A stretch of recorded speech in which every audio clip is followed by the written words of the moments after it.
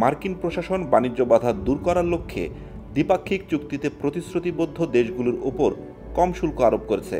তারই ধারাবাহিকতায় শেষ পর্যন্ত ট্রাম্প শুল্ক ৩৫% থেকে কমিয়ে ২০% করতে সক্ষম হয়েছে বাংলাদেশ। যুক্তরাষ্ট্রের সঙ্গে দীর্ঘ আলোচনার পর এই নতুন শুল্ক নির্ধারণ করা হয়েছে। এর বিনিময়ে বাংলাদেশ মার্কিন সরকারের সঙ্গে স্বাক্ষরিত এক নতুন বাণিজ্য চুক্তির আওতায় আমেরিকান পণ্যের আমদানি বাড়াতে সম্মত হয়েছে। এই শুল্ক হার ৩৫% থেকে কমাতে পারায় মার্কিন যুক্তরাষ্ট্রে বাংলাদেশি পণ্য, বিশেষ করে তৈরি পোশাক রপ্তানি বৃদ্ধি পেতে পারে।